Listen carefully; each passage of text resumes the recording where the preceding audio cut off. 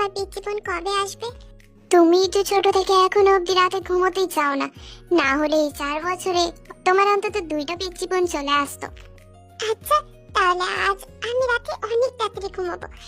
শুধু তুমি বলো আমার পিচ্চি বোনকে এনে দেবে।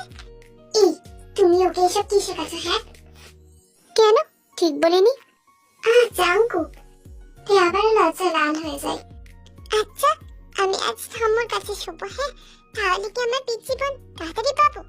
হ্যাঁ তো, তাহলে তো আরো অনেক আগে পেয়ে যাবে। যদিও আমার ক্ষমতা কিছু কম না। কি, তাই না তে? টিয়া না পেরে লজ্জায় বাথরুমে চলে যায়। রাতে ব্যালকনিতে দাঁড়িয়ে আছে। জাঙ্কুক থেকে পিছন দিক থেকে জড়িয়ে ধরে। জাঙ্কুকের স্পর্শে কেঁপে উঠল তে। এক ছেলের মা হয়েও এত কাঁপাকাঁপি তোমার, তাহলে আজকে রাতে সামলাবে কি করে? 5 বছর আমাকে তুমি তেমন ভাবে টাচও করতে দাওনি। আজ কিন্তু আমি ছাড়ছি না। ছেলের আবদার বলে কথা, শুধু কি ছেলের জন্য? তোমাকে স্পর্শ করার থেকেও তোমাকে আমি ভালোবাসতে চাই, আরো বেশি করে।